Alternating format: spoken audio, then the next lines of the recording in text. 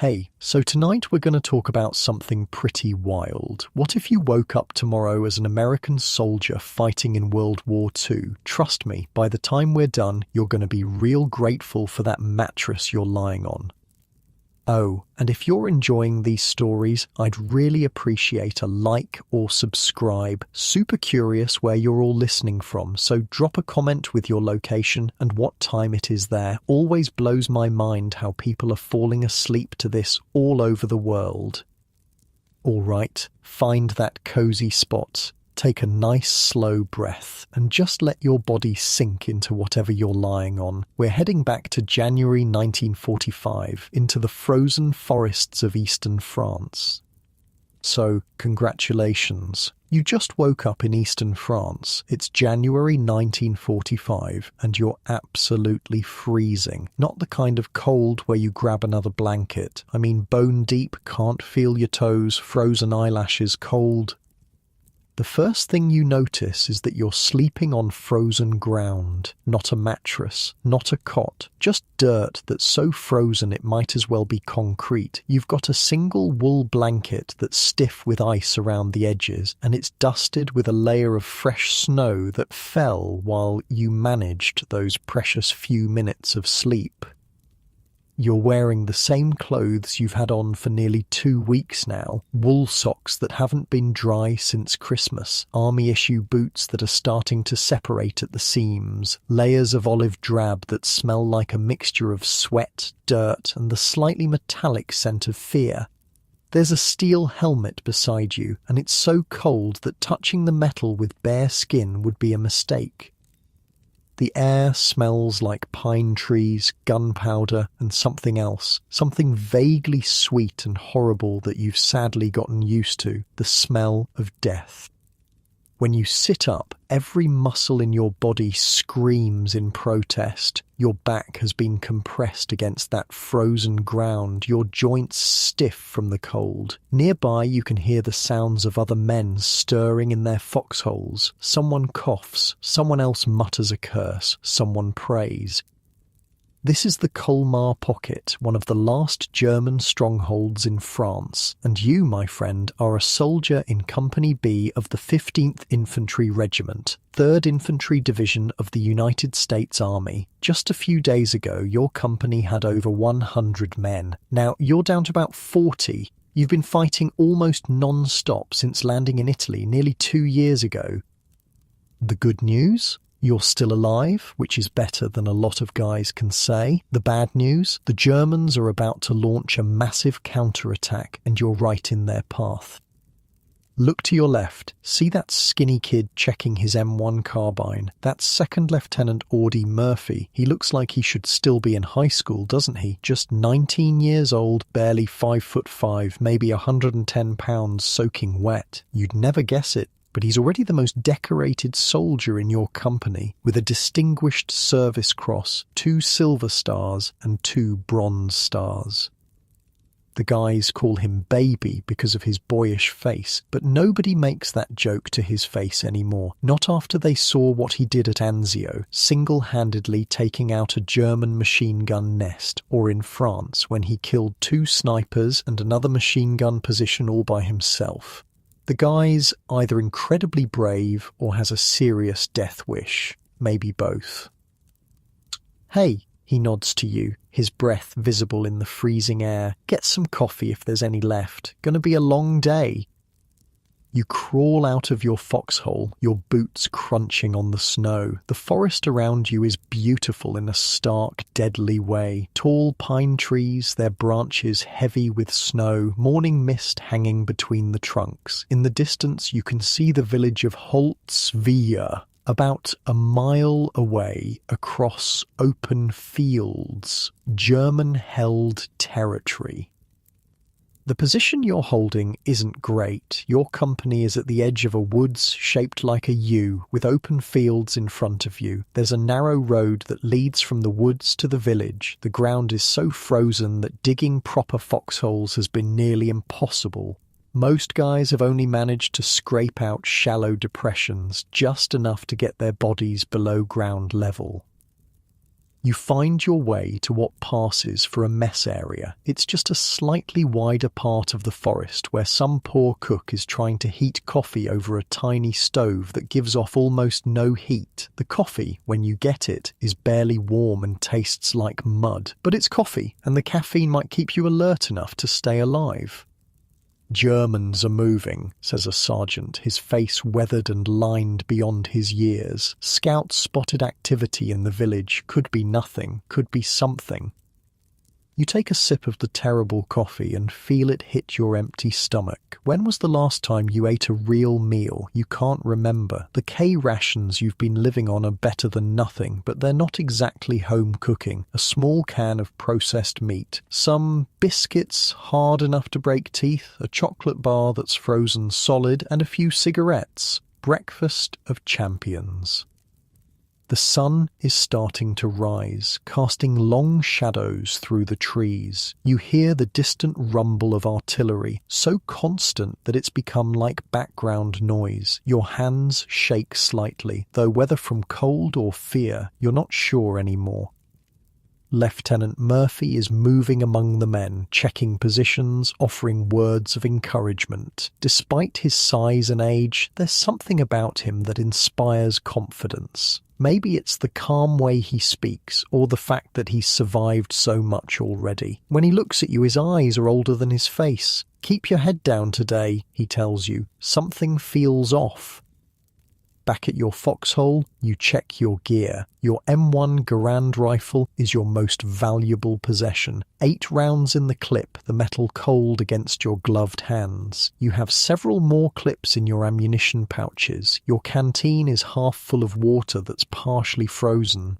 You have a first aid packet, a bayonet, and a few grenades. Not much to stake your life on, but it's all you've got. Around 2 p.m, everything changes. First, there's the sound, a rumbling that's different from artillery. It's mechanical, rhythmic, getting louder. Tank engines. "They're coming!" someone shouts, and suddenly everyone is alert, weapons ready.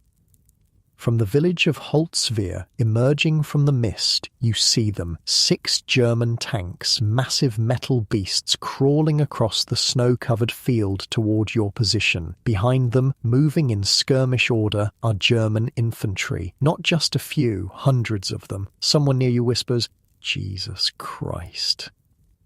The odds are impossible. 40 of you against hundreds of them, plus tanks. Your company has nothing that can stop a German Panther tank. Nothing except the 2 M10 tank destroyers that have been supporting you. One is positioned on the road leading to the village. The other, about 40 yards ahead toward Holtzwihr. Lieutenant Murphy is on the radio calling for artillery support. His voice is steady, but you can see the tension in his shoulders. This is bad, really bad.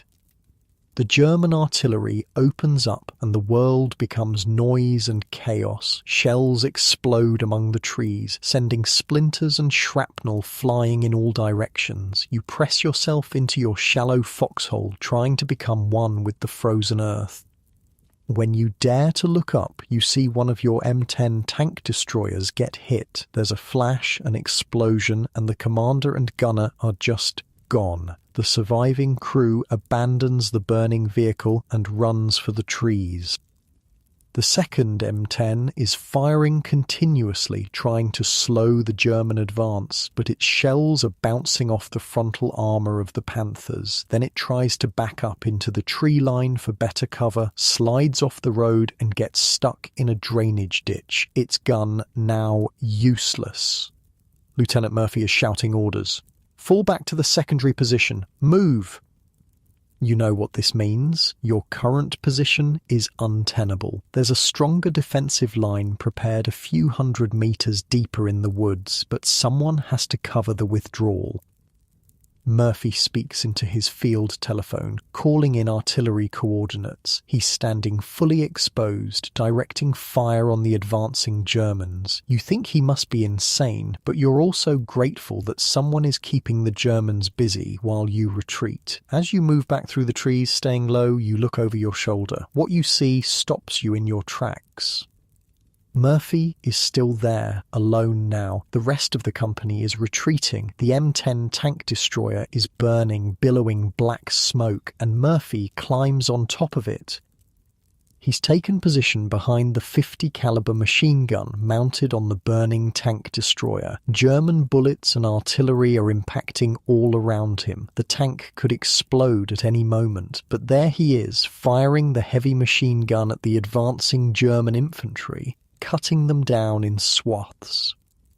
You can't hear what he's saying over the din of battle, but later you'll learn that when the artillery coordinator asked how close the Germans were, Murphy responded, "Just hold the phone and I'll let you talk to one of the bastards."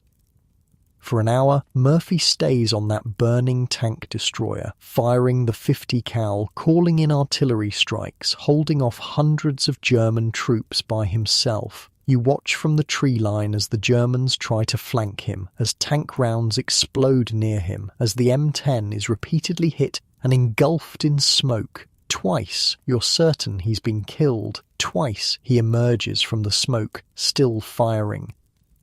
The ground around the tank destroyer becomes littered with German dead. The attack falters, stalls, and finally begins to recede. Only then does Murphy climb down from the burning vehicle and walk back toward the American lines. He's limping from a leg wound, but he refuses evacuation.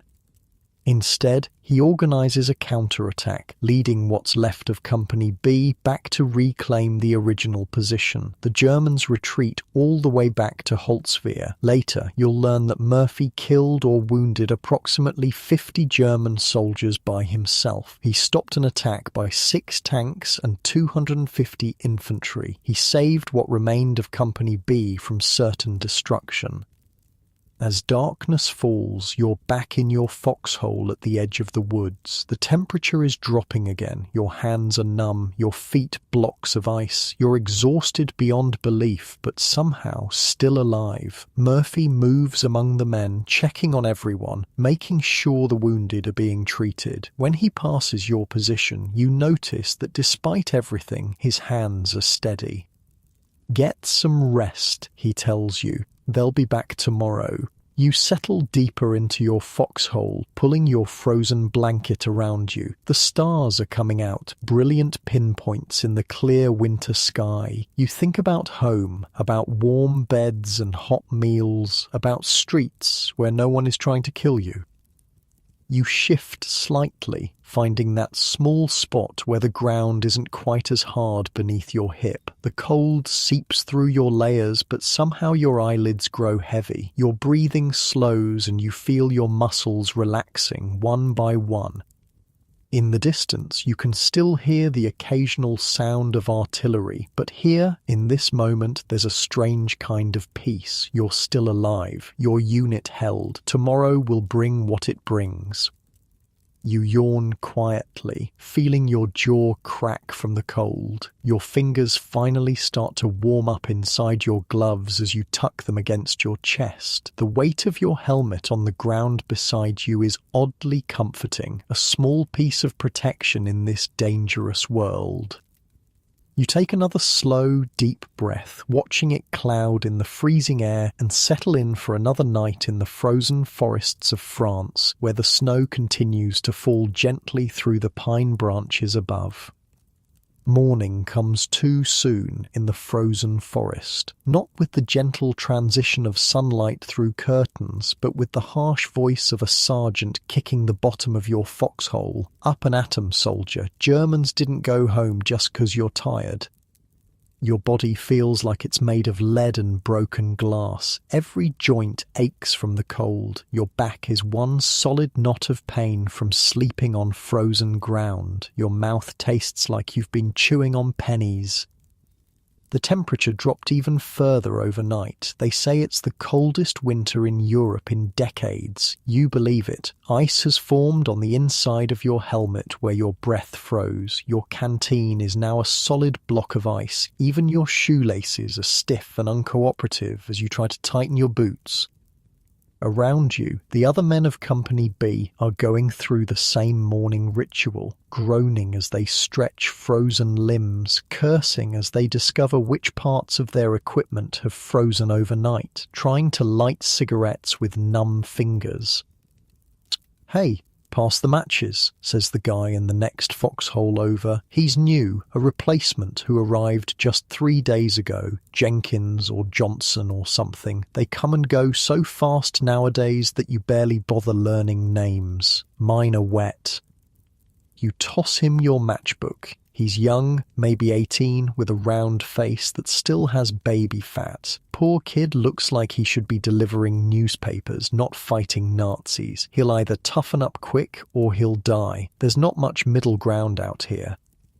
The sound of artillery starts up again in the distance. German 88s, probably. The distinctive crump, crump, crump has become as familiar as your own heartbeat. You've learned to tell the difference between outgoing and incoming. These are outgoing German shells headed somewhere else. Small mercies.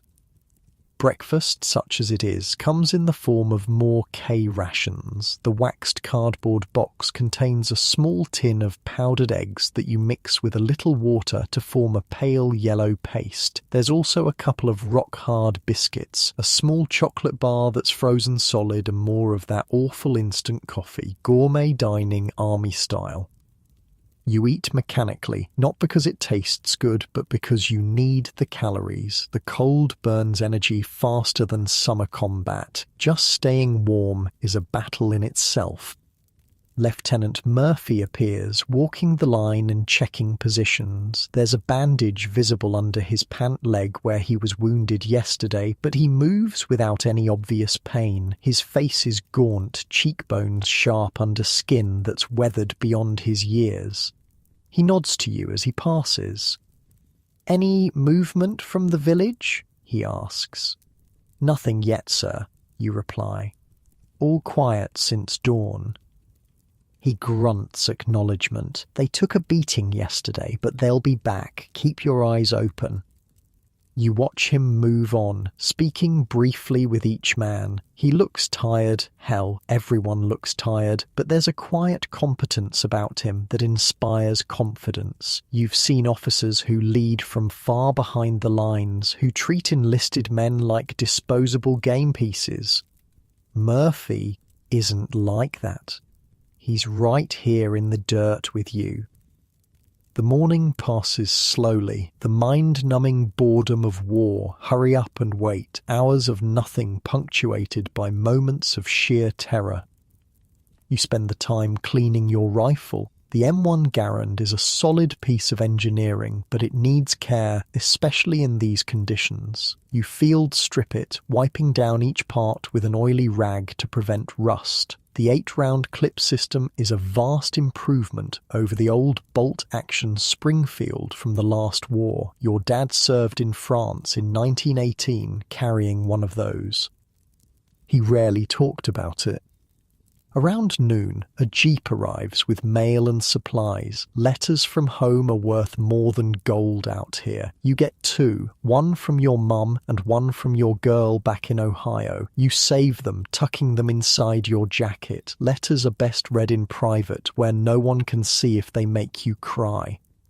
There are also fresh socks, which might as well be Christmas presents. Nothing matters more in winter combat than keeping your feet dry. Trenchfoot has taken more men out of action than German bullets. You change your socks immediately, massaging feeling back into your toes.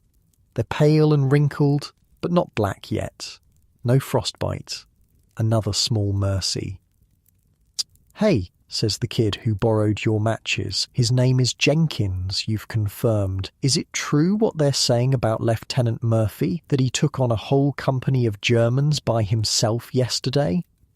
You nod, tucking the damp socks inside your shirt to dry them with body heat. Saw it myself, climbed up on a burning tank destroyer and manned the 50 cal, held off the entire German attack for an hour. Jenkins whistles. "They'll give him a medal for that, won't they?" "Probably. If we live long enough for the brass to hear about it." It's not that you're trying to scare the kid, but out here, hope is a dangerous thing. Better to expect the worst and be pleasantly surprised than the other way around.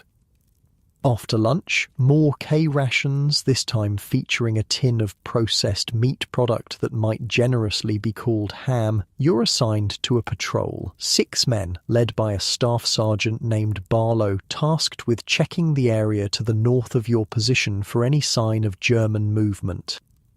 Moving through the snow-covered forest requires a specific kind of attention. Step carefully, listen constantly, watch for tracks, broken branches, cigarette butts, anything that might indicate enemy presence. The winter landscape plays tricks on your eyes. Every shadow could be a German soldier. Every rustle could be someone taking aim at you.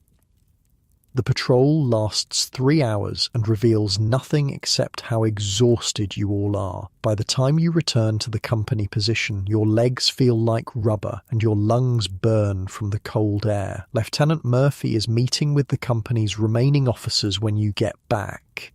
Their faces are serious and they're studying a map spread out on the hood of a jeep. Something's happening. Word filters down through the ranks. The Germans are pulling back from the Colmar pocket. Intelligence suggests they're redeploying forces to the east to counter the Russian advance. Your regiment is ordered to push forward tomorrow to maintain pressure and prevent any organized retreat. That night, you eat your dinner K-ration, sitting on the edge of your foxhole, watching the sunset paint the snow-covered landscape in shades of pink and gold. It would be beautiful if it weren't a battlefield. Jenkins sits nearby, writing a letter home by the last of the daylight.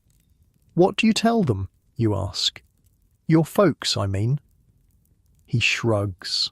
"That I'm fine, that it's not so bad, that the food's good and I'm making friends." He folds the paper carefully. What else can you say? They'd just worry more if they knew the truth. You nod. Your own letters home are filled with the same gentle lies. No point in telling them about the constant fear, the cold that never leaves your bones, the men who disappear in explosions of red mist, there 1 second and gone the next. "How'd you end up here anyway?" Jenkins asks. "You volunteer or get drafted?" Volunteered December 41, right after Pearl Harbor. Seemed like the right thing to do. You chew on a piece of hard candy from your ration kit. You? Drafted August last year. Hadn't even finished high school. You're about to respond when a whistle cuts through the air, followed by the unmistakable sound of an incoming artillery shell. Your body reacts before your mind, diving into the foxhole. Jenkins follows a split second later, landing on top of you as the world explodes. The German barrage lasts 20 minutes. 20 minutes of hell, with the earth shaking and trees shattering and men screaming. All you can do is press yourself into the dirt at the bottom of your foxhole and pray that the next shell doesn't have your name on it. When it finally stops, the silence is almost as shocking as the noise was. Your ears ring. Dirt and pine needles have somehow gotten inside your clothes, your mouth, everywhere. You spit and blink, trying to clear your senses. "You okay?" you ask Jenkins, who's still half on top of you. He nods, his face pale in the growing darkness. Yeah, I think so." Slowly, carefully, you both peek over the edge of the foxhole. The forest has been transformed. Where there were once tall pines, there are now splintered stumps. Craters pockmark the snow. The air smells of cordite and burning wood. Voices call out in the gloom. Officers and NCOs checking on their men. You hear Murphy's voice somewhere to your left, calm and steady. Or, "Medic, we need a medic here." The cry comes from nearby. You and Jenkins scramble out of your foxhole and move toward the sound. In the adjacent position, 2 men are bent over a third. Even in the fading light, you can see that the ground around them is dark with blood. It's Barlow, the sergeant who led your patrol earlier. He's been hit with shrapnel, a jagged piece of metal protruding from his thigh. His face is grey with shock and pain. The medic arrives, pushing past you with his bag of supplies. "Give me some space, fellas, and someone find me a goddamn light. No wine, sir." You pull out your Zippo and flick it on, holding it steady so the medic can see. He cuts away Barlow's pant leg, revealing a wound that makes your stomach turn. The sergeant grits his teeth, refusing to cry out even as the medic probes the injury. "You're going to be okay, Sarge," the medic says, working quickly to clean and bandage the wound. "This is your ticket home." Barlow shakes his head weakly. "Can't leave my boys." "Not your choice, I'm afraid. This needs surgery." Two men arrive with a stretcher and they carefully load Barlow onto it. He reaches out and grabs your arm as they lift him. "Keep an eye on the new kid," he says, nodding toward Jenkins. "He's greener than grass." You nod. "Will do, Sarge. See you stateside." But you both know it's unlikely you'll ever see each other again. That's just how it is out here. People come and go, mostly go. You don't dwell on it. The night grows darker and colder. The scattered clouds that provided the day's light snow have cleared, revealing a vast canopy of stars. The beauty of it strikes you as almost obscene given the carnage on the ground. Lieutenant Murphy calls a meeting of the NCOs and a few experienced privates, including you. The German artillery barrage was likely a prelude to another attack, he explains. The enemy knows you're pushing forward tomorrow and wants to disrupt your preparations. "Double the watch tonight," he orders. 2 men per position, 4-hour shifts. I want eyes on that village all night long. You're assigned the midnight to 4 a.m. watch with Jenkins. When the time comes, you settle into your foxhole together, rifle across your knees, eyes straining to pierce the darkness. The temperature has plummeted and your breath forms small clouds in front of your face. "How do you stand it?" Jenkins whispers after about an hour of silence. "The waiting, I mean, knowing they're out there, might be watching us right now." You consider the question. You just do. You focus on the next minute, the next hour. Don't think too far ahead. "I'm scared," he admits. "All the time. Everyone is. Only liars and crazy people say they aren't afraid out here." The conversation drops off after that. The cold makes talking an effort, and anyway, you need to listen more than you need to chat. The night is alive with small sounds, the creak of frozen branches, the distant rumble of vehicles, the occasional pop of a flare illuminating the no man's land between your position and the village. Around 3 a.m., you spot movement at the edge of the woods. You tense, raising your rifle, but it's just a deer, a small doe picking her way delicately through the snow. She freezes when she senses you, her large eyes reflecting the starlight. For a long moment, you stare at each other, 2 living things in a landscape of death. Then she turns and bounds away, white tail flashing in the darkness. When your watch ends, you wake the next shift and crawl back into your sleeping position. Despite the cold and discomfort, exhaustion claims you quickly. Your dreams are a jumbled mess of home and war, faces of friends both living and dead, the sound of your mother's voice mixed with the whistle of falling artillery.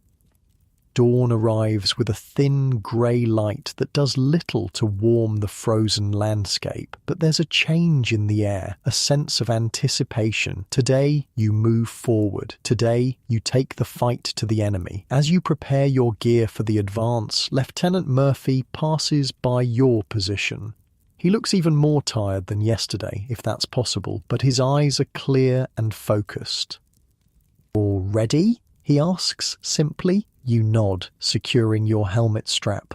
"Ready, sir." He clasps your shoulder briefly, the weight of his hand solid and reassuring through your layers of clothing. We push to the village, clear any resistance, and keep going. 1 foot in front of the other. That's how we win this thing. The company forms up along the edge of the woods, facing the open field that leads to Holtzwihr. The morning fog is lifting, revealing the scars from yesterday's battle, the burned-out tank destroyer, the dark forms of fallen German soldiers still lying in the snow, the churned earth from artillery impacts.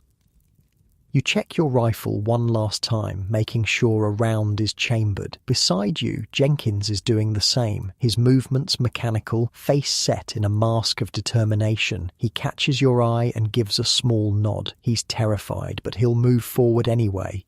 That's courage. Right there. The signal comes down the line. It's time. You take a deep breath of the cold air, feeling it fill your lungs. Your heart is pounding, but your hands are steady. You've done this before, you'll do it again, one foot in front of the other, like Murphy said. As you step out from the tree line into the open field, the rising sun breaks through the clouds, illuminating the snow in a dazzling display of light. For just a moment, it's breathtakingly beautiful. Then you're moving forward, boots crunching through the frozen crust, rifle at the ready. You shift slightly, adjusting your weight as you walk. The rhythm of marching forces your muscles to warm up, to loosen. Your breathing falls into a steady pattern, in through the nose, out through the mouth. Nice and easy, that's it. One step and then another, moving toward whatever comes next. The morning light growing stronger with each passing minute. The village of Holtzwihr looms ahead, a cluster of stone buildings with red tile roofs, now partially covered with snow. Smoke rises from a few chimneys. It looks almost peaceful from a distance, like something from a Christmas card. It's hard to believe it's full of Germans trying to kill you. The advance across the open field is the most vulnerable part. 200 yards of exposure with nowhere to hide. Lieutenant Murphy has called in artillery support to suppress any German resistance, but artillery is never precise. The shells land with thunderous impacts, kicking up fountains of snow and dirt around the village perimeter. You move in short rushes. 5 men go forward while others provide covering fire. Then another group moves up, leapfrogging toward the objective. The weight of your gear, rifle, ammunition, grenades, canteen, first aid kit, entrenching tool, feels heavier with each step through the knee-deep snow. Halfway across, the Germans open up with machine gun fire. The distinctive rattle of the MG-42, Hitler's buzzsaw the men call it, cuts through the air. Bullets snap overhead and kick up snow around your feet. You dive forward, pressing yourself into a shallow depression in the ground. "Contact front!" someone shouts unnecessarily, as if the bullets weren't announcement enough. Next to you, Jenkins is flat on his belly, eyes wide with fear. You've been here before, but this is his first time under direct fire. You can see the panic rising in him. "Keep your head down," you tell him. "When I say move, we go together. 3 o'clock direction, toward that fallen tree." "Got it?" He nods, not trusting himself to speak. You wait for a pause in the firing, then tap his shoulder. "Move." Both of you scramble up and sprint toward the fallen tree trunk about 15 yards away. The machine gun opens up again, but you're moving targets now, harder to hit. You slide into cover behind the tree just as bullets thunk into the wood. Jenkins is breathing hard, more from fear than exertion. "Jesus Christ," he gasps. "You're okay," you tell him. "Just keep moving forward. That's all you got to do." All along the line, the company is doing the same dance. Rush, take cover, provide suppressing fire for others, rush again. It's agonizingly slow progress, but it's progress. Murphy is up ahead with the lead element, directing the advance. Even from a distance, you can pick him out, not by his size, which is unimpressive, but by how he moves. Deliberate, focused. He points, gestures, and men respond instantly to his commands. Natural leadership. The artillery has done its job. Several buildings at the edge of Holzwehr are damaged, and the German fire is becoming sporadic rather than sustained. You make another rush forward, closing the distance to the first buildings. Urban combat is its own special hell. The village consists of about 30 buildings clustered around a small central square. Each one could hide snipers, machine gun nests, or troops waiting to ambush you. Each window is a potential firing position, each doorway a possible death trap. You clear buildings in teams of 4. One man kicks in the door, 2 enter with weapons ready, covering different sectors, while the 4th provides security outside. It's a dangerous, nerve-wracking process. The first house you enter with Jenkins and 2 other men is a small farmhouse. The interior is freezing cold but shows signs of recent occupation. Dirty dishes on the table, beds that have been slept in, a pot of something unidentifiable, now frozen solid, still sits on the stove. "Where are the civilians?" Jenkins asks, looking around at the abandoned home. "Evacuated, if they're lucky," you reply, "or hiding in cellars, or dead. This place has changed hands 3 times in the last month." You continue through the village, building by building. Some are empty. In others you find German soldiers, sometimes alive and fighting, sometimes wounded, occasionally dead from the artillery barrage. The wounded are treated according to the rules of war, their weapons confiscated, and they're sent to the rear under guard. By midday, most of Holzwehr is in American hands. The remaining Germans have retreated to the far side of the village. Company B has suffered only light casualties, 3 wounded, none killed. It feels like a victory, small but significant. You and Jenkins find yourselves in what was once a bakery. The ovens are cold, but the faint smell of bread still lingers. Your stomach growls in response. When was the last time you had fresh bread? Months ago, at least. "Think there's anything to eat in here?" Jenkins asks, rummaging through cupboards.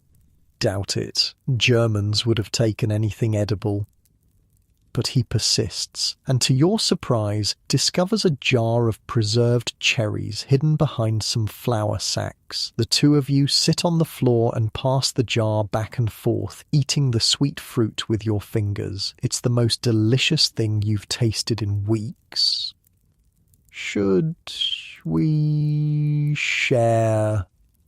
Jenkins asks, mouth red with cherry juice.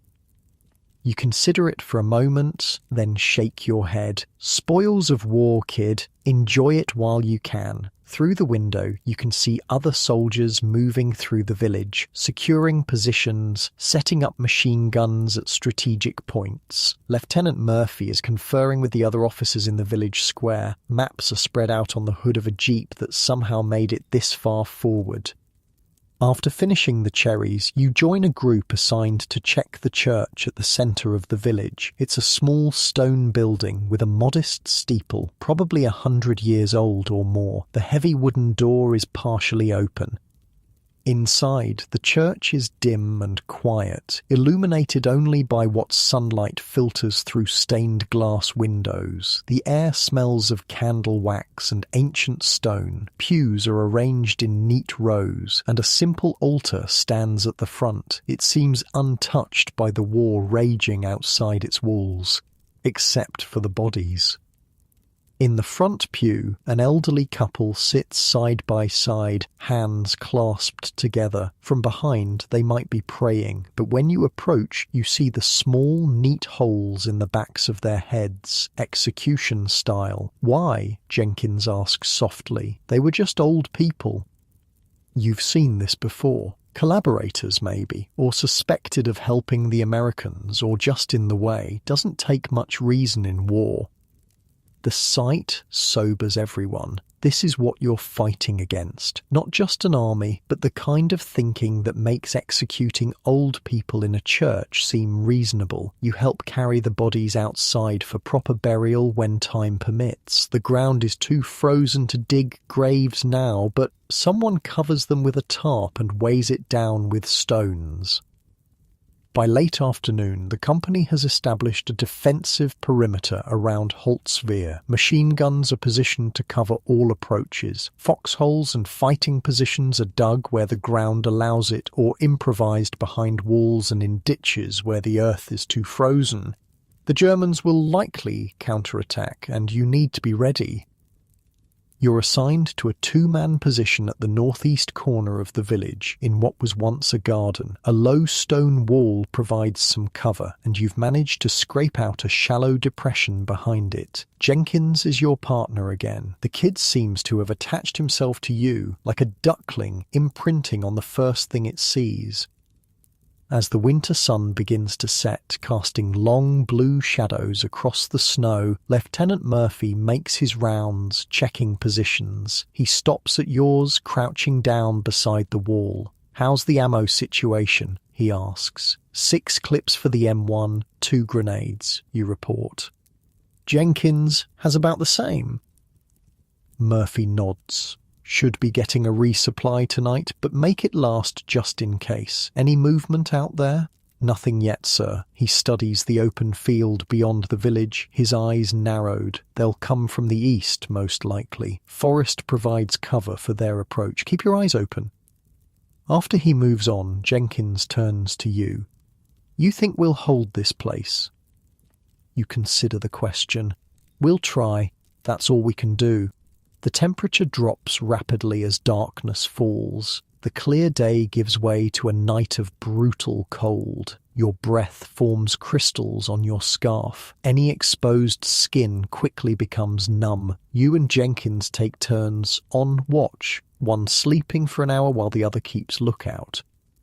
Sleep, when it comes, is fitful and unsatisfying. You dream of warmth, of home, of a bed with actual sheets. You wake to Jenkins shaking your shoulder, his face ghostly in the moonlight. "Your turn," he whispers.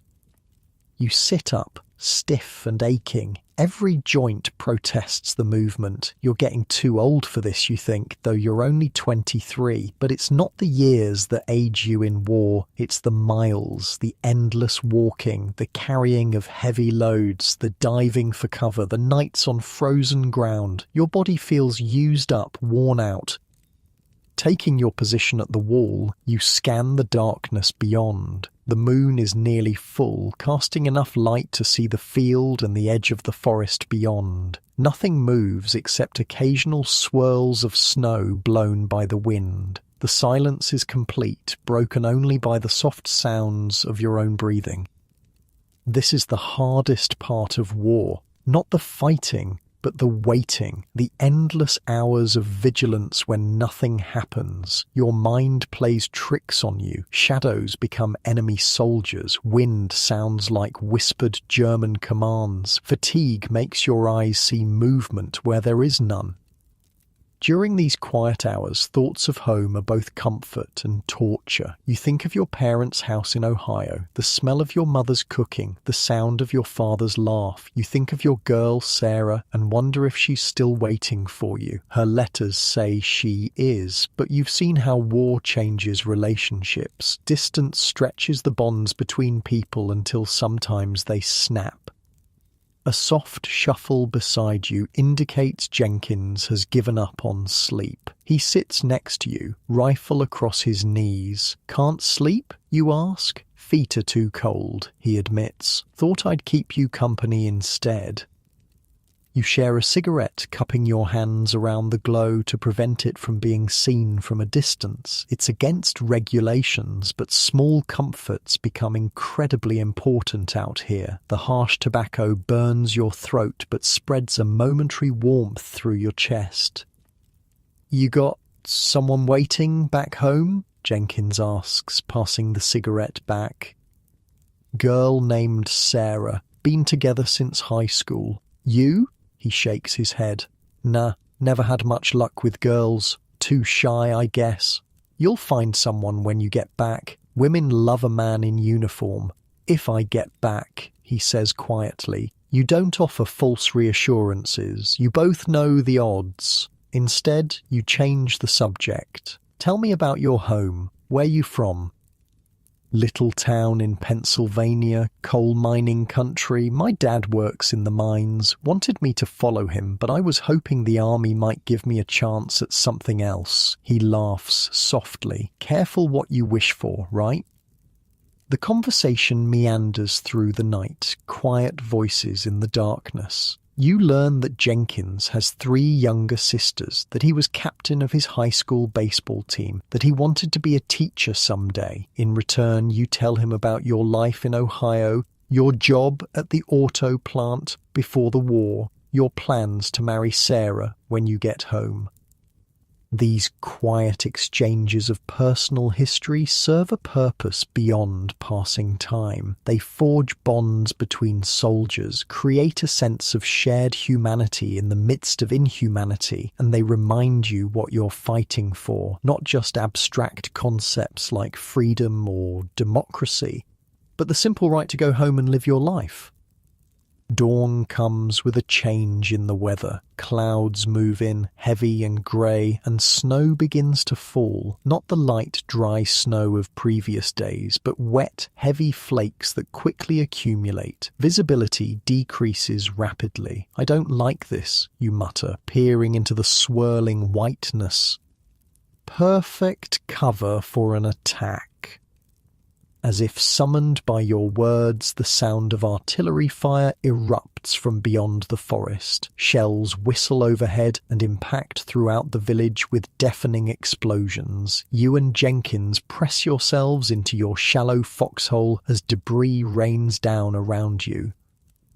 The barrage continues for 20 minutes, systematic and thorough. The Germans are walking their artillery across the entire village, leaving few areas untouched. When it finally stops, there is a moment of eerie silence, broken only by the calls of wounded men and the crackle of fires that have started in several buildings.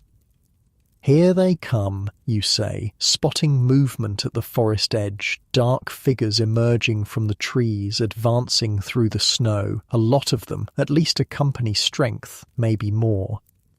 You fire your rifle at the approaching Germans, taking careful aim. The M1 bucks against your shoulder. You work the action, firing again and again until the clip is empty. The distinctive ping as it ejects signals you to reload. Jenkins is firing too, his shots more hesitant but finding targets nonetheless. All along the village perimeter, American weapons open up. The heavier chatter of 30 caliber machine guns joins the sharp crack of rifles. The Germans keep coming, using the snowfall as cover, moving in short rushes just as you did during your own advance.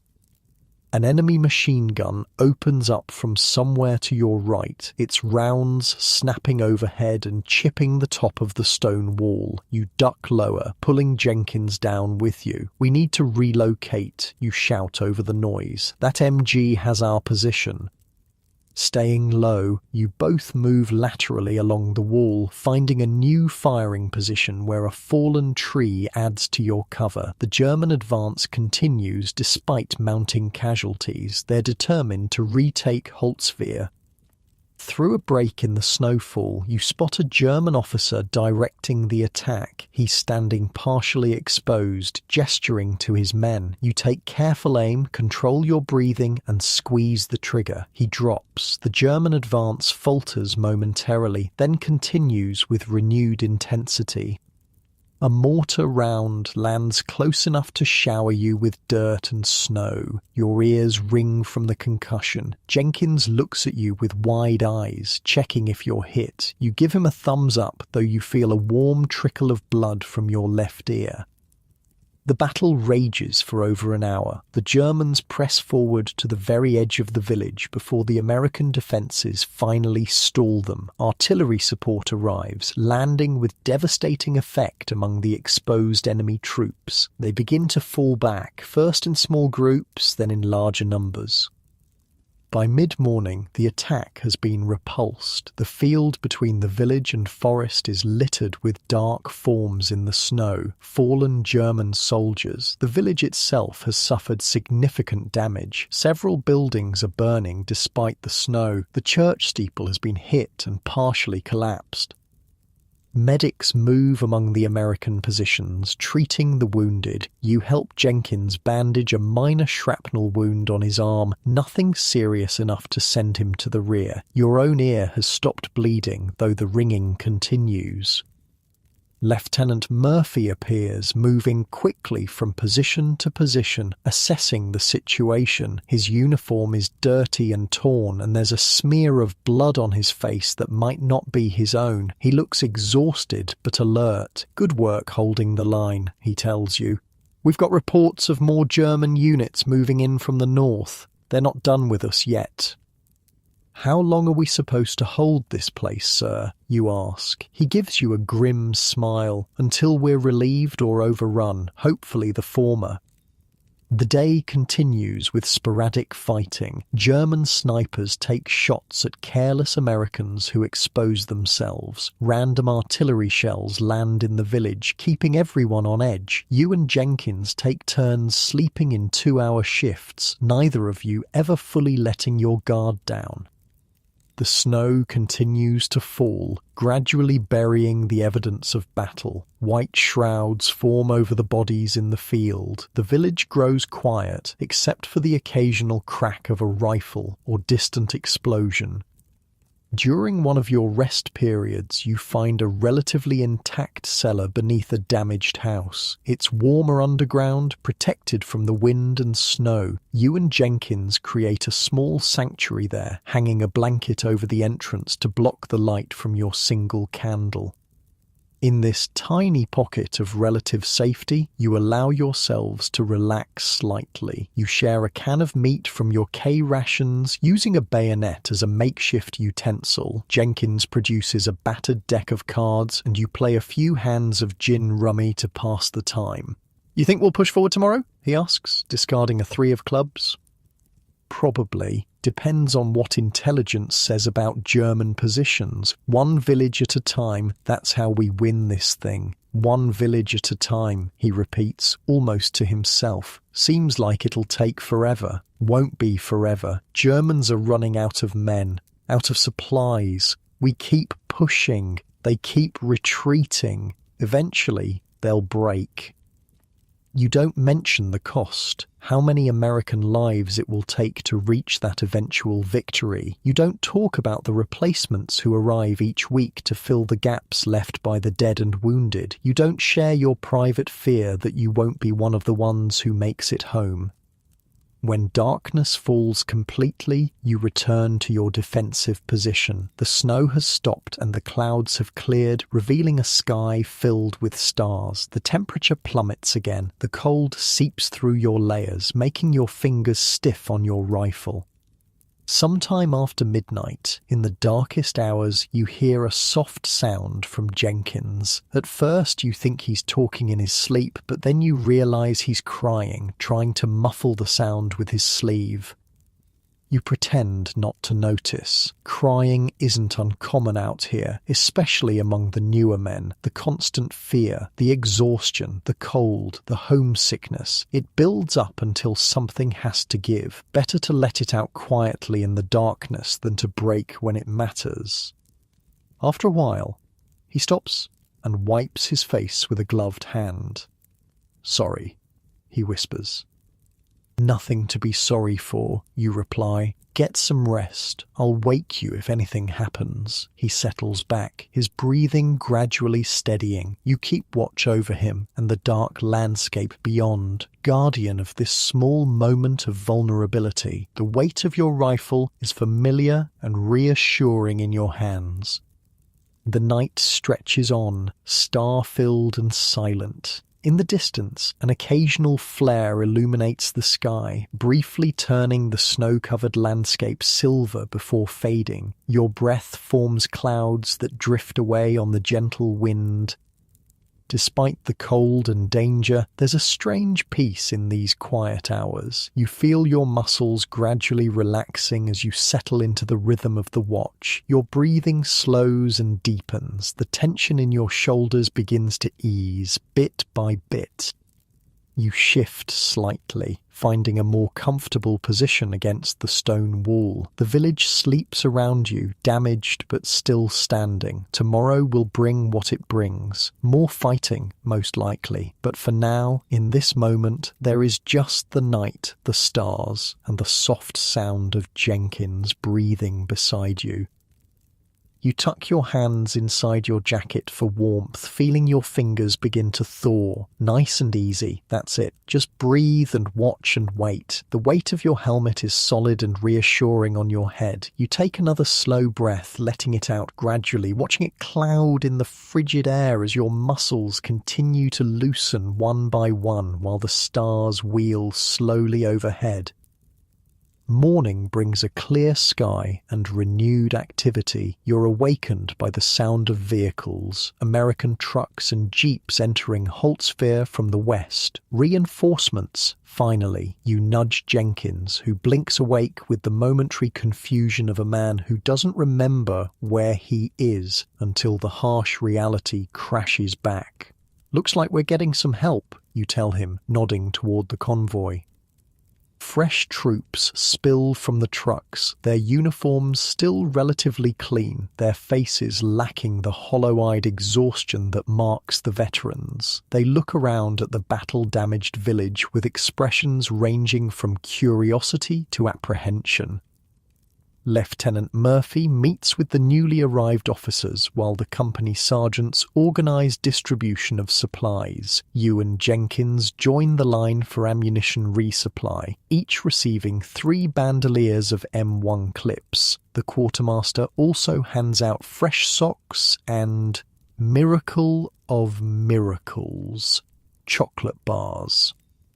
"Or real Hershey's," Jenkins says, eyes lighting up as he pockets his. "I'm saving this for a special occasion." You're more practical, unwrapping yours immediately and taking a bite. The sweetness is almost shocking after weeks of bland K rations. "Special occasion is now, kid. Might not get another chance."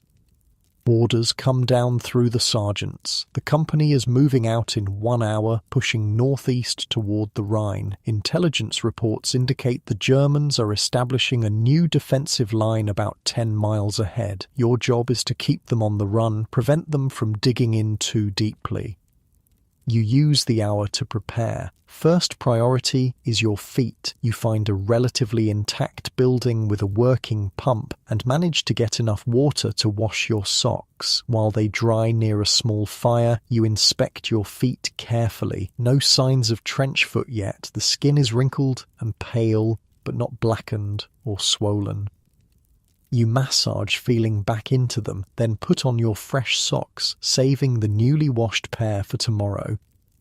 Jenkins follows your example. His feet are in worse shape, with blisters on both heels, but still functional. You show him how to apply strips of adhesive tape over the raw spots before putting on fresh socks. "Thanks," he says. "My dad always said take care of your feet, and they'll take care of you." Smart man. Your dad. The weapons come next. You break down your M1 Garand completely, cleaning each part with meticulous care. Sand, dirt, and moisture are the enemies of any firearm, and in combat, a jammed rifle means death. You reassemble it, work the action to make sure it's smooth, then load a fresh clip. By the time the order comes to move out, you're as ready as you'll ever be. Company B forms up on the northeastern edge of Holtzville, with Lieutenant Murphy at the front. He looks better after a few hours of rest, some of the tension gone from his face. "We're pushing to Jebsheim," he tells the assembled men, pointing to a spot on his map, about 8 miles northeast. "Germans are falling back, but they'll fight delay actions all the way. Stay alert, keep intervals between men, and watch the tree lines." The advance begins under a cold winter sun. The snowfall from yesterday has left about 6 inches of fresh powder covering the battlefield. It's beautiful in a desolate way, the pure white broken only by tank tracks and the dark shapes of fallen soldiers that no one has had time to bury. Moving through snow is exhausting work. Each step requires lifting your boot clear and then plunging it down again. The constant resistance saps your strength hour by hour. The column moves slowly, with scouts ranging ahead and to the flanks. Around midday, you reach a crossroads where a stone farmhouse stands alone amidst bare fields. The scouts report it appears abandoned, but Murphy takes no chances. He orders a squad to clear it while the rest of the company provides covering fire. You watch as the squad approaches the building cautiously. They're using proper technique, 2 men covering the door while a third kicks it in, then rapid entry with weapons ready. But something feels wrong. The house is too quiet, too still. Your instinct proves correct when the windows suddenly fill with the muzzle flashes of German weapons. The farmhouse was a trap, a perfect ambush position covering the crossroads. 2 Americans go down immediately, caught in the open.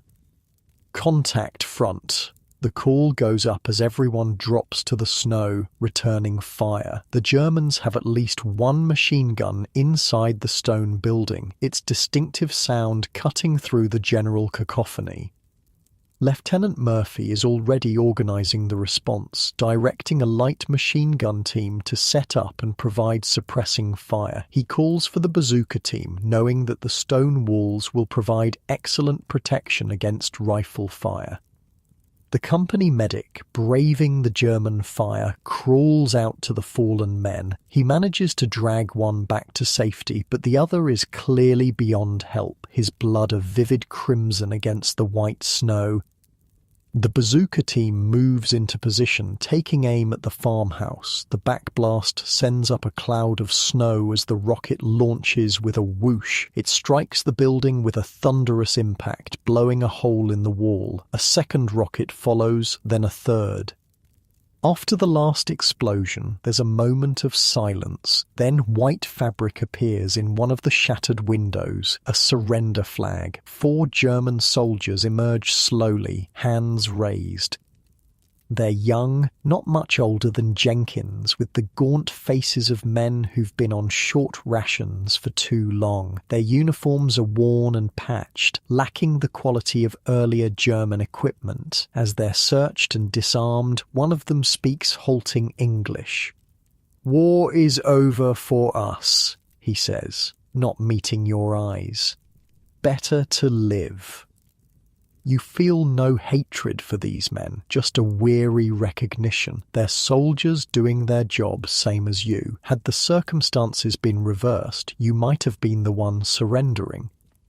The Germans are sent to the rear under guard, and the advance continues. The incident at the farmhouse has cost you time and 1 man, but it could have been much worse. Murphy seems to take the loss personally, though, his face grim as he reorganizes the column.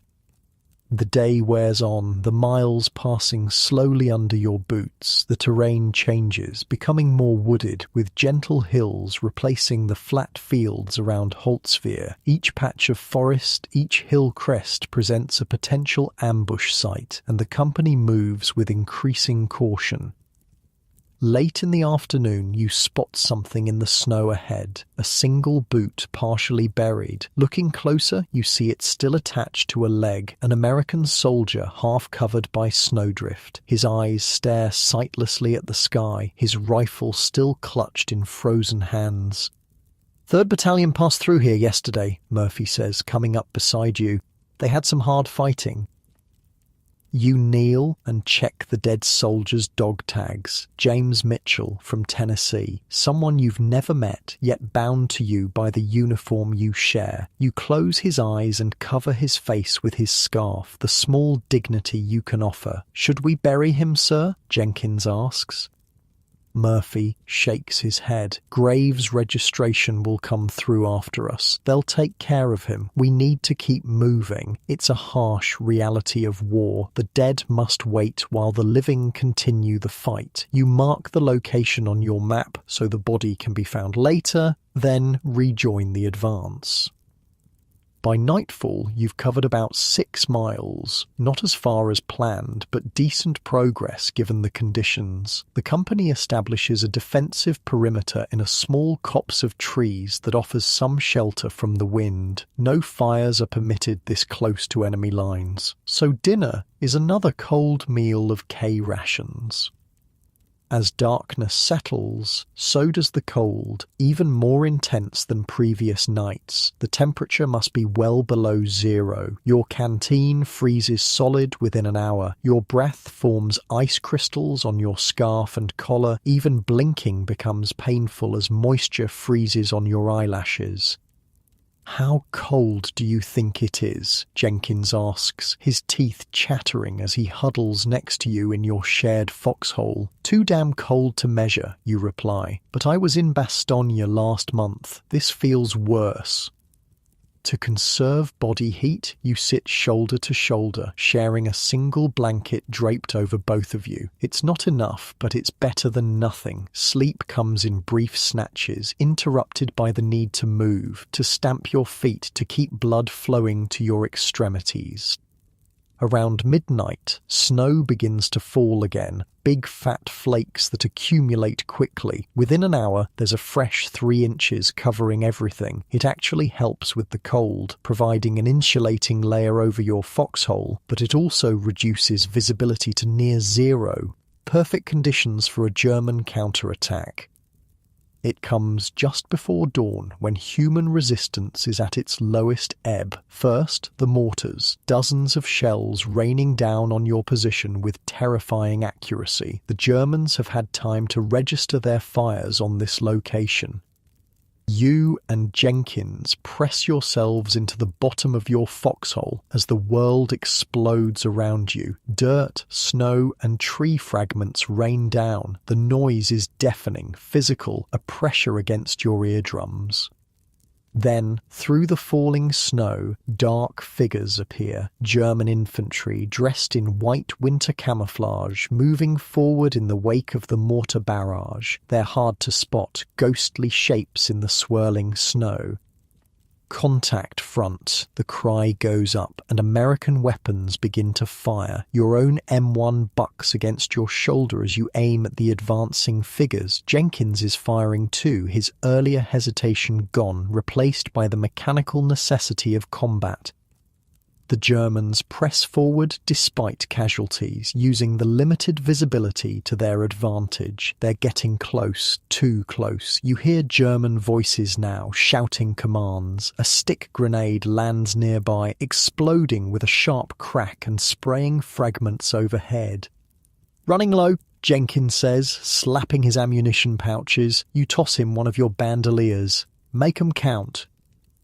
The fight becomes confused, chaotic. Germans appear and disappear in the swirling snow. Some fall to your fire, others press forward. A group breaks through the American line to your left, threatening to flank your position. Lieutenant Murphy's voice cuts through the chaos, directing a squad to seal the breach. Even in the middle of a swirling battle, he maintains situational awareness, adjusting the defense as needed. You spot a German officer directing the attack, his gestures animated as he points toward the American positions. Taking careful aim, you squeeze the trigger. He drops. The German advance falters momentarily, then resumes with renewed fury. A machine gun opens up to your right, American, from the sound. Its steady chatter cuts through the German ranks, forcing them to seek cover. Murphy has positioned his assets well, creating interlocking fields of fire. For 20 minutes, the battle rages at close quarters. You fire until your rifle becomes too hot to touch, despite the freezing air. Jenkins does the same. The snow around your position is churned and blackened by explosions, littered with brass casings and discarded equipment. Then, as suddenly as it began, the German attack breaks. The remaining white-clad figures withdraw, dragging their wounded with them. They fade into the swirling snow like ghosts, leaving only their dead behind. In the sudden quiet, you can hear wounded men calling for medics, both American and German voices, united in pain if nothing else. The company medics move forward, treating the injured regardless of uniform. Jenkins slumps back against the side of the foxhole, his face streaked with dirt and powder residue. "That was close," he says, voice shaking slightly.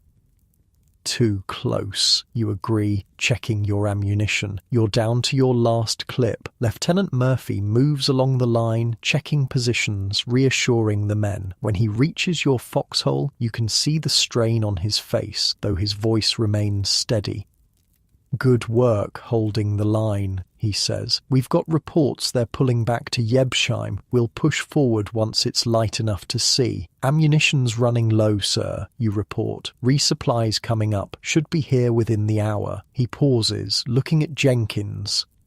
"You okay, Private?" Jenkins nods, straightening up. "Yes, sir. Ready to move." Murphy claps him on the shoulder. "Good man." As he moves on, Jenkins looks at you with something like wonder. "Lieutenant remembered my name. He makes a point of knowing his men," you tell him. "It's why we'd follow him anywhere." The sky gradually lightens, though the snow continues to fall. The battlefield reveals itself in the growing light, a landscape transformed by violence. Shell craters pockmark the ground, trees stand shattered, their splintered trunks pointing accusingly at the sky. Dark shapes lie half buried in snow, some moving faintly, others eternally still. The promised ammunition resupply arrives, carried forward by a squad from the support company. You receive 2 bandoliers of M1 clips and a few grenades. There's also a thermos of hot coffee, a luxury that seems almost obscene in its normalcy.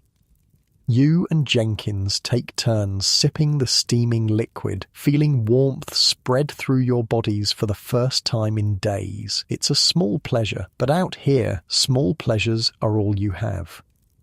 The company reorganizes for the advance. Casualties have been relatively light. 3 killed, 7 wounded badly enough to be evacuated. Others with minor wounds choose to stay with the unit. Among infantrymen, there's an unspoken code. You don't leave your buddies unless you absolutely can't continue. By mid-morning, the snow has stopped and visibility improves. The company moves out, advancing cautiously through the broken landscape. You're in the second squad, with Jenkins still at your side. Lieutenant Murphy leads from the front, as always. The day passes in a blur of weariness and vigilance, miles of snow-covered terrain, occasional exchanges of fire with German rearguards, brief halts to rest and reorient. Your world narrows to the ground immediately in front of you, the weight of your rifle, the rhythm of your breathing.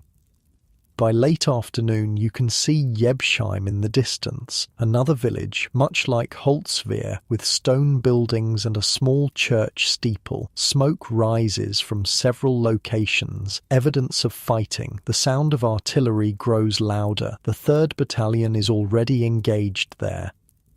Company B halts in a wooded area about half a mile from the village. Lieutenant Murphy gathers the squad leaders for a briefing while the rest of you take the opportunity to rest. You sit with your back against a tree, massaging feeling back into your feet. Jenkins collapses beside you, so tired he can barely keep his eyes open. "Almost there," you tell him. "Jebsheim's the last major strong point before the Rhine. Once we take it, Germany's on the defensive for good." He nods, too exhausted for words. You hand him your canteen, which has thawed enough to provide a few swallows of water. He drinks gratefully, then passes it back. The brief rest ends all too soon. The squad leaders return with orders. Company B will support 3rd Battalion's attack on Jebsheim, moving in from the southwest while they press from the west. H hour is 1800, just before dusk. You check your watch, an old Bulova that had been your father's. It's 16:45, less than an hour to prepare. You help Jenkins to his feet, and together you inspect your weapons one last time. His hands are steady now, his movements efficient. He's changed since you first met him, transformed by the crucible of combat from a green replacement into a soldier. Listen, you tell him as you adjust your helmet strap. Stay close to me when we go in. Urban fighting is different, faster, more confusing. Keep your head on a swivel and watch the windows. That's where they'll have their machine guns. He nods seriously. I'll stick with you. As the company forms up for the advance, Lieutenant Murphy moves among the men, offering a word of encouragement here, a nod of approval there. When he reaches you and Jenkins, he pauses. This is likely to be tough, he says candidly. Germans know the Rhine is their last natural barrier. They'll fight hard for Jebsheim. We'll fight harder, sir, you reply. He smiles slightly, the expression transforming his boyish face. I know you will. That's why we're going to win. At precisely 1800, the artillery opens up, American guns laying down a preparatory barrage on Jebsheim. The ground shakes with the impacts. Smoke and dust rise above the village. After 5 minutes of this, the signal comes to advance. The company moves forward in extended order, each man 5 yards from the next, to minimize casualties from artillery or machine gun fire. The ground slopes gently down toward the village, offering little cover beyond occasional snowdrifts and frozen drainage ditches. Halfway to the first buildings, the Germans open up with machine guns. Their fire is disciplined, sweeping back and forth across the American line. Men drop to the snow, some hit, others taking what cover they can find. You and Jenkins dive into a shallow ditch, pressing yourselves into the frozen earth. Crawl forward, you shout over the noise. Use the ditch for cover. Together, you begin to move, elbows and knees digging into the hard ground, rifles held above the snow. It's slow, exhausting progress, but it keeps you alive. Others are doing the same all along the line, inching toward the village under heavy fire. Lieutenant Murphy is directing a machine gun team to set up and provide covering fire. He seems to have no concern for his own safety, moving from position to position, completely exposed at times. You've seen this before, his apparent disregard for danger that borders on recklessness, but is actually calculated risk-taking. The sun is setting now, the light fading rapidly. In the growing darkness, muzzle flashes stand out starkly against the buildings of Jebsheim. The American advance continues, relentless despite casualties. This is what infantry does, absorbs losses and keeps moving forward. You reach the outskirts of the village as full darkness falls. The first buildings loom ahead, their windows dark and ominous. Street fighting is about to begin, the most dangerous kind of combat where death can come from any direction. Lieutenant Murphy gathers a group of men, including you and Jenkins. We need to clear these buildings one by one, he says, his voice calm despite the bullets snapping overhead. 4-man teams, standard procedure. I'll take the first house. Davis, you're with me. Johnson and Williams, you too. You feel a moment of relief that you and Jenkins aren't in the first team, followed immediately by shame at the thought. Murphy catches your eye, and there's understanding there. He knows. He's felt the same fear, the same relief, the same shame. Second team follows 1 minute after we enter, he continues. That's you, Richards. Take Jenkins, Miller and Thompson. Clear the building to the right of ours. You nod, accepting the responsibility. Yes, sir. Murphy checks his watch. Synchronize now. We go in exactly 3 minutes. Those 3 minutes stretch endlessly as you prepare. You explain the procedure to Jenkins again, making sure he understands his role. Second man in, covering the left side of each room while you take the right. Miller and Thompson will secure the rear and provide backup. Remember, speed and violence of action, you tell him. Move fast, shoot first, ask questions later. Anyone inside is assumed hostile until proven otherwise. His face is pale in the darkness, but his jaw is set with determination. I'm ready. At the designated time, Murphy's team moves forward. They approach the first building, a 2-story stone house with shuttered windows. Murphy signals and Davis kicks in the door. They enter rapidly, weapons at the ready. The sound of gunfire erupts from inside almost immediately. You count the seconds, then signal your own team forward. The next building is similar, possibly a small shop with living quarters above. Its door is already partially open, which puts you instantly on alert. Could be a trap. Drawing a grenade from your belt, you pull the pin and toss it through the doorway. The explosion is deafening in the confined space. Before the dust settles, you're through the door, Jenkins right behind you. The front room is empty except for scattered furniture and the debris from your grenade. You move quickly to the next room, covering the right side as Jenkins takes the left. It's a kitchen, also empty, though a pot still sits on the cold stove. Miller and Thompson secure the ground floor while you and Jenkins head upstairs, moving carefully on the creaking wooden steps. At the top is a small landing with doors leading to what must be bedrooms. The first room is empty. The second contains an elderly German couple, huddled together on a bed, terrified by the sounds of battle and your violent entry. You lower your rifle slightly. Nicht schießen, the old man pleads. Don't shoot. Wir sind Zivilisten, his wife adds. We are civilians. You use your limited German to tell them to stay put, that you're not here to harm non-combatants. They nod vigorously, clearly willing to agree to anything that keeps them alive. The rest of the house proves empty of any military threat. You station Thompson to watch the civilians while the rest of you continue clearing the building, checking closets, underbeds, anywhere a soldier might hide. Outside, the sounds of battle continue. House by house, building by building, the village is being cleared. It's slow, dangerous work. Occasionally, the night is split by the sound of grenades or the longer bursts of automatic weapons fire. Flares illuminate the scene sporadically, casting harsh white light and deep shadows that make the familiar strange and threatening. After clearing your assigned building, you regroup outside. Murphy's team has secured their objective as well, though Davis has a minor wound from flying debris. We keep moving, Murphy orders. Next block of buildings, same teams.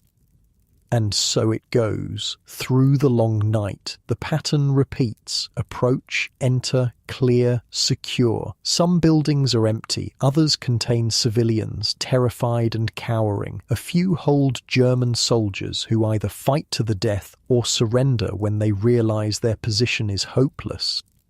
By dawn, about half of Jebsheim is in American hands. The Germans still hold the northern section, centered around the church. They've established a strong defensive position there, with machine guns covering the approaches and snipers in the bell tower. Your team has been fortunate so far, suffering no casualties despite several close calls. Jenkins has performed well, his initial nervousness replaced by a focused determination. You find yourself proud of him, of how far he's come in just a few days. As the sky lightens, revealing a clear winter day, Lieutenant Murphy calls a halt to allow the men to rest and resupply. The company establishes a temporary command post in a relatively intact building near the center of the secured area. Ammunition is distributed, the wounded are treated, and cold rations are consumed with the mechanical actions of men too tired to even taste what they're eating. You find a corner to sit in, your back against a wall, rifle across your knees. Jenkins joins you, his face streaked with dirt and sweat despite the cold. He offers you a cigarette and you accept gratefully, cupping your hands around the match flame. "How long do you think it'll take to clear the rest?" he asks, gesturing toward the northern part of the village where occasional shots still ring out. You exhale a stream of smoke, considering. "Another day, maybe 2, depends on how stubborn they are." He nods, looking thoughtful. "And after that?" "We keep going, all the way to Berlin, if that's what it takes." The conversation drops off as exhaustion claims you both. You don't quite sleep, that would be dangerous even here, but you drift in a twilight state, aware of your surroundings but detached from them. Your muscles gradually relax, one by one, the tension of combat seeping away for these few precious moments of rest. Jenkins's head droops against your shoulder, his breathing deepening. You let him sleep, keeping watch with half-lidded eyes. Around you, other men do the same, grabbing moments of rest where they can. Lieutenant Murphy moves among them, checking on everyone, making sure the wounded are cared for, that ammunition is distributed fairly. Despite having been awake and fighting as long as anyone, he shows few signs of fatigue beyond a slight stiffness in his movements. When he reaches your position, he crouches down beside you. "Get some rest while you can," he says quietly. "We move again at noon." You nod, too tired for words. He places a hand briefly on your shoulder, a gesture of understanding and support, then moves on to the next group of men. Outside, the winter sun climbs higher, its light filtering through broken windows to cast geometric patterns on the floor. The sounds of battle have diminished to occasional single shots, snipers probably from both sides seeking targets of opportunity. In this strange, suspended moment between fighting, you allow yourself to relax more deeply. The weight of your helmet feels heavy on your head, but you don't remove it. Danger is still too close. Your eyelids droop despite your best efforts to stay alert. Your breathing slows, matching rhythm with Jenkins beside you. The wall at your back is cold but solid, a small piece of stability in a world gone mad. You shift slightly, finding a more comfortable position as your muscles continue to loosen. Just a little rest, you tell yourself, just enough to be ready for what comes next. Through the broken window, you can see a patch of blue sky, startlingly bright and peaceful. It reminds you of home, of summer days that seem to stretch forever, of a time before war consumed your world. You take a slow, deep breath, savoring the memory and the momentary peace. Your rifle lies across your knees, its weight familiar and oddly comforting. Your hands rest on it lightly, ready to bring it up at the first sign of danger. But for now, just for these few precious moments, you allow yourself to drift in the borderland between wakefulness and sleep, your body gradually surrendering to exhaustion while some small part of your mind remains vigilant. The too brief rest ends with Lieutenant Murphy's voice cutting through your half-sleep. "Saddle up, we're moving out." You blink away the fog of exhaustion and nudge Jenkins, who wakes with a startled expression, momentarily forgetting where he is. Reality crashes back quickly enough. "Time to go," you tell him.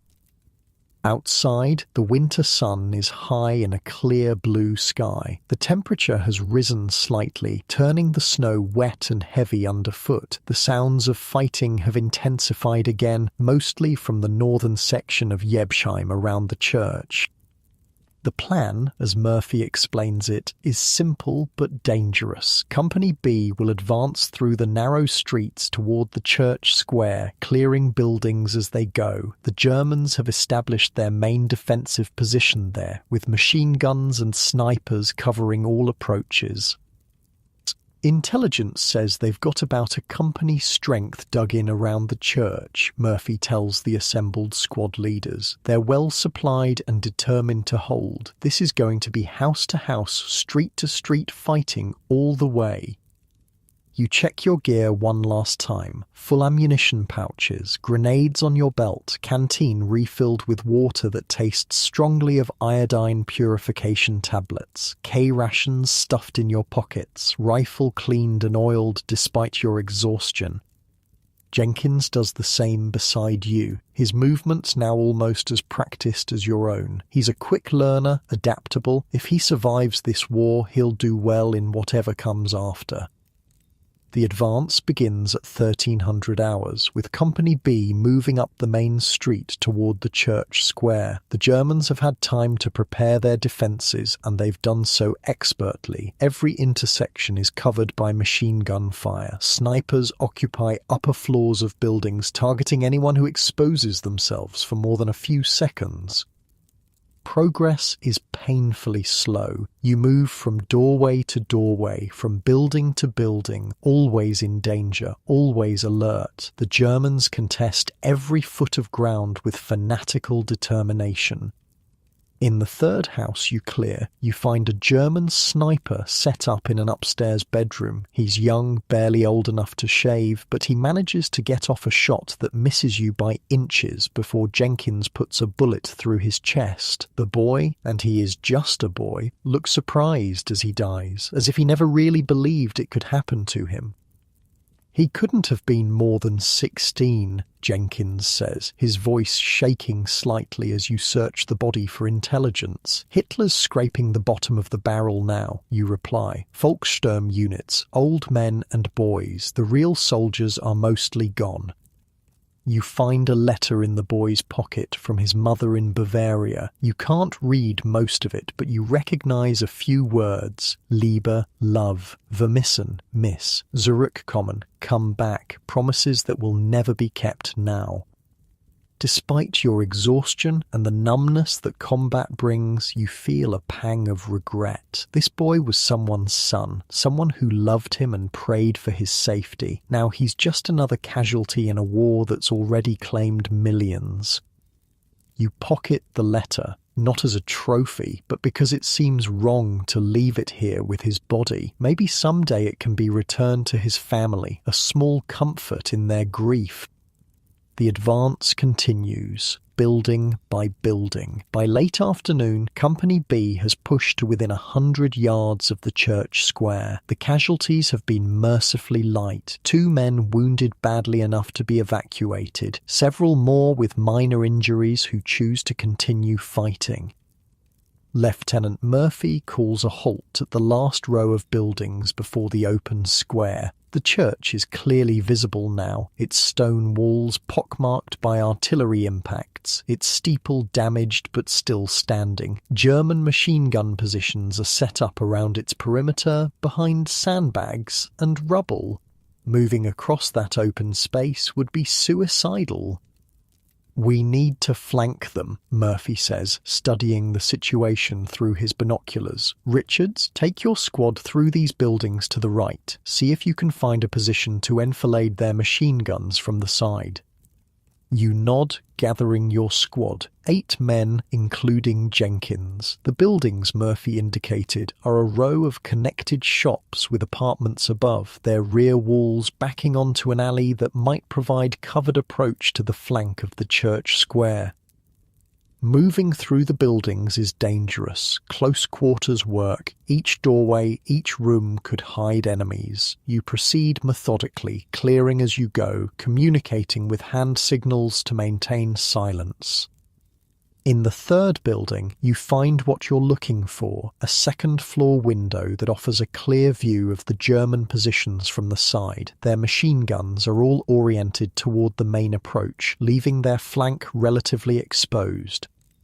You set up your squad's Browning automatic rifle, manned by Private Wilson, at the window. The bar is a powerful weapon, capable of laying down substantial suppressive fire. The rest of the squad takes positions at other windows, ready to support the attack. Using your field telephone, you report the situation to Lieutenant Murphy. "We're in position, sir. Clear field of fire on their right flank. Ready when you are." "Good work," comes his reply. "Stand by. Artillery support in 5 minutes, then we go."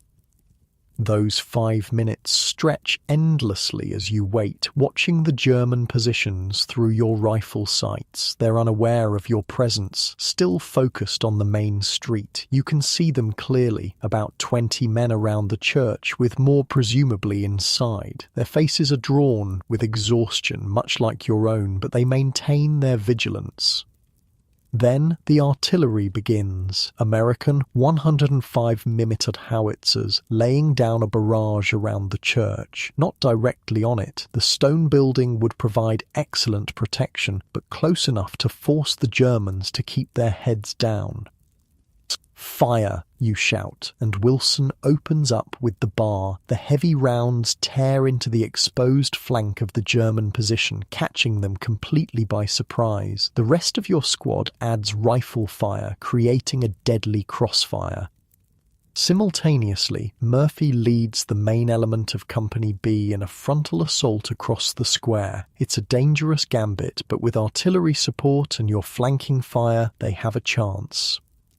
The Germans respond with desperate courage, turning some of their weapons toward your position while continuing to engage the main attack. Bullets shatter the window glass around you, forcing you to duck and shift position constantly.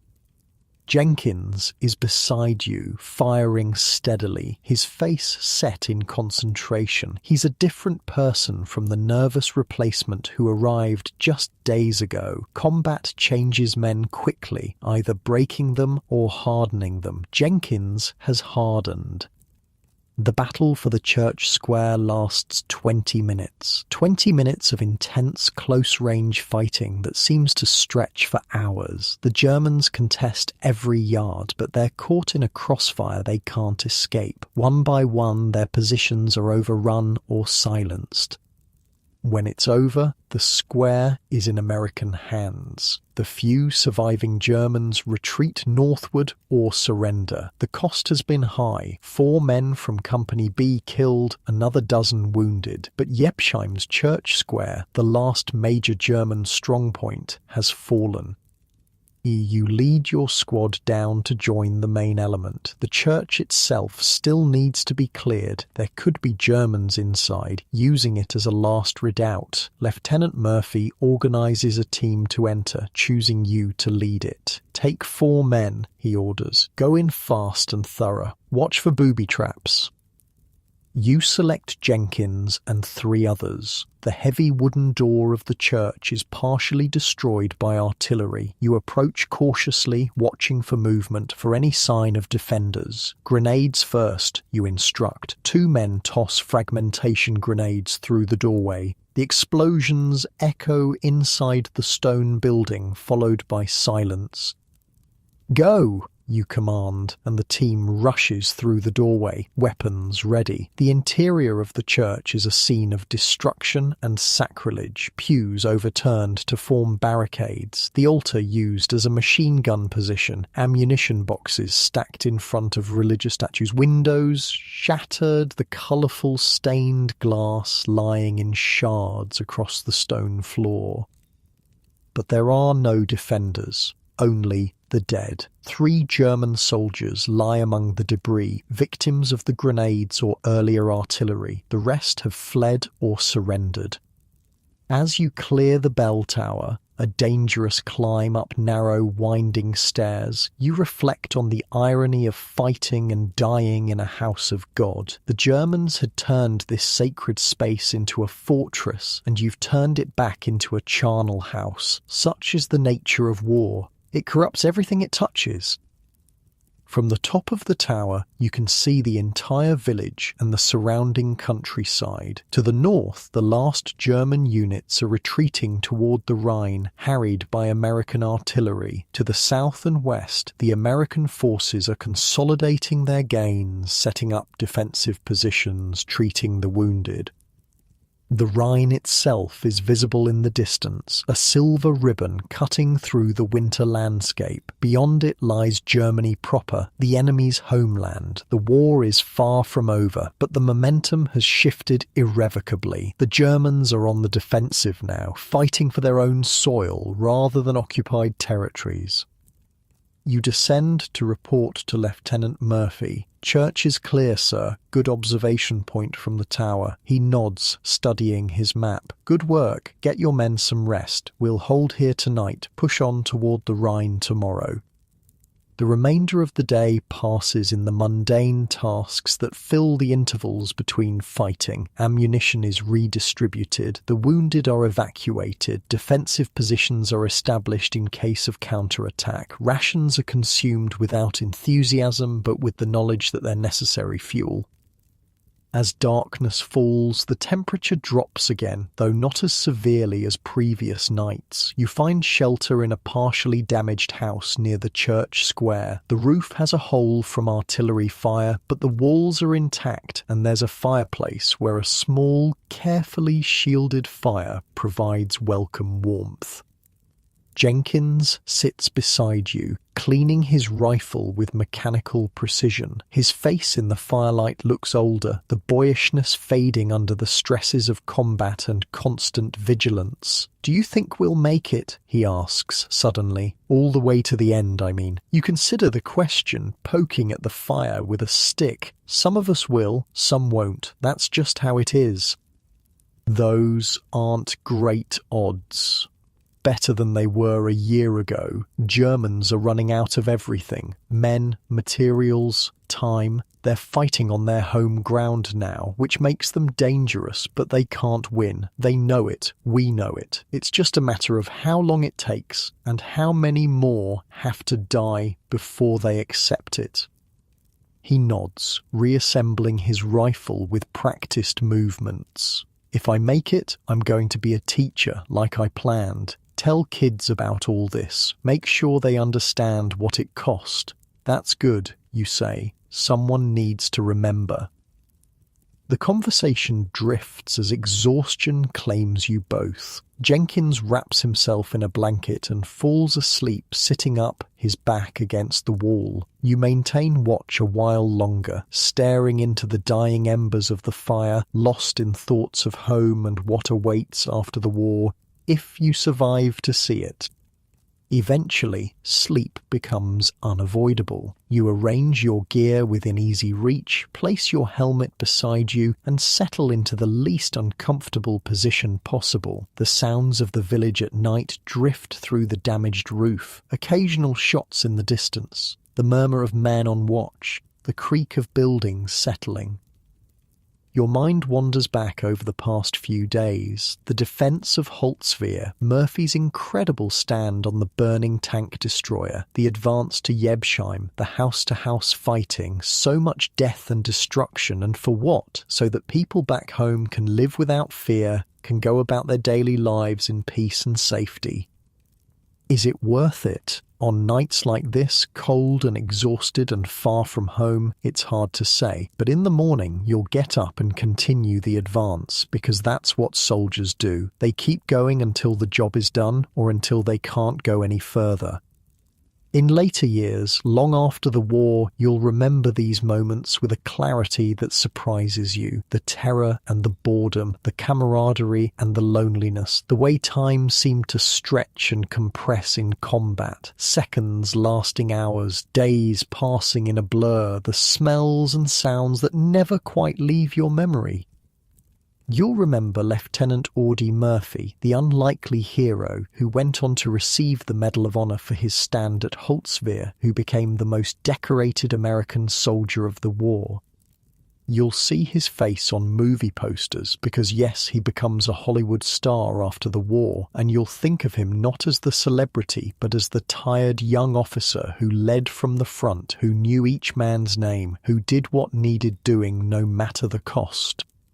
You'll remember Jenkins too, the green replacement who became a soldier before your eyes. You'll wonder if he made it all the way home, if he became the teacher he wanted to be, if he told his students about the war and what it really meant. Most of all, you'll remember the cold, the bone-deep, relentless cold of that winter in France and Germany, the way it seeped into everything, made every task harder, every wound more painful, every moment of rest less restful. In the depths of January nights, decades later, You'll wake up reaching for a blanket that was never adequate, shivering with a phantom chill. But that's all in the future. For now, there is only this moment, a damaged house in a captured village, a dying fire, the sound of Jenkins breathing nearby, and the weight of your rifle within reach. Tomorrow will bring what it brings. For tonight, this small pocket of relative safety is enough. Your eyelids grow heavy as the fire dims to mere embers. The tension begins to leave your body, one muscle at a time. First your shoulders, dropping away from your ears, where you've been unconsciously holding them. Then your back, no longer quite so rigid against the wall. Your legs, stretched out before you, the ache of miles walked gradually fading. Your breathing slows, deepens, in through the nose, out through the mouth. The rhythm of it becomes almost hypnotic, lulling you further towards sleep. The sounds around you, Jenkins's soft snoring, the occasional pop from the cooling fire, the distant noises of the village begin to blur together, forming a backdrop that's strangely comforting in its familiarity. The weight of your body seems to increase, pressing you more firmly against the floor. It's not uncomfortable, just heavy, as if gravity has intensified. Your arms and legs feel pleasantly weighted, difficult to move, though you have no desire to do so. Your mind, which has been racing with tactical concerns and memories of home, begins to quiet. Thoughts still come, but they're slower now, less urgent. They drift past like leaves on a stream, requiring no action, no response, just observations to be noted and released. The cold that has been your constant companion for weeks seems less intrusive now. There's a warmth spreading from your core outward, reaching your limbs, your fingers and toes. Not the intense heat of a summer day, but the gentle warmth of a body at rest, conserving energy, preparing for sleep. Your heartbeat, which spikes with every explosion, every moment of danger, has settled into a steady, slower rhythm. Thump, thump, thump, thump, the most fundamental percussion, the baseline of existence. Thump, thump, thump, thump, reliable, constant, soothing. The lines between wakefulness and sleep begin to blur. Your awareness of your surroundings fades gradually, replaced by a floating sensation, as if you're drifting gently on a calm sea. The hard floor beneath you seems to soften, to cradle your body rather than resist it. Images form behind your closed eyelids, not the sharp, intrusive flashbacks of combat, but softer scenes, home, family, peaceful moments before the war. They don't demand attention or provoke emotion, they simply exist, comforting in their familiarity. The weight of your helmet beside you, the presence of your rifle within reach, the knowledge that others stand watch while you rest, all combine to create a bubble of security, however temporary, however illusory. For this moment at least you are safe, you can surrender to sleep.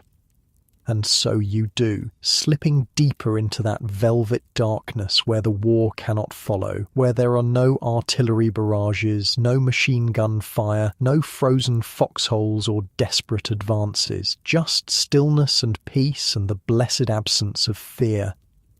Your breathing has become so slow and regular now, each exhalation slightly longer than the one before. Your body feels wonderfully heavy, deliciously immobile. Even your thoughts have slowed to a trickle, then to occasional drops, and finally to nothing at all.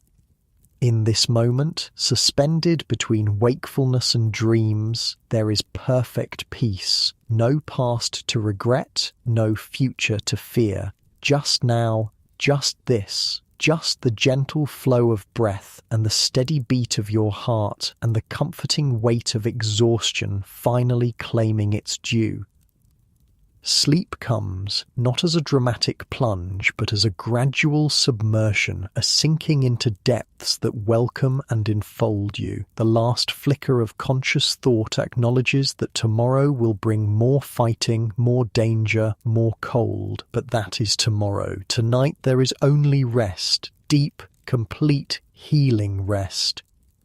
And as you drift into that final surrender, one last image forms, not of war, but of home, of peace, of a world where young men don't huddle in frozen foxholes or clear shattered villages house by house. A world worth fighting for, worth surviving for. Sleep now, soldier. Sleep deeply and without dreams. The watch is kept, the perimeter is secure. Tomorrow's burdens will wait for tomorrow's strength. Tonight there is only this perfect stillness, this complete release, this blessed descent into the healing dark.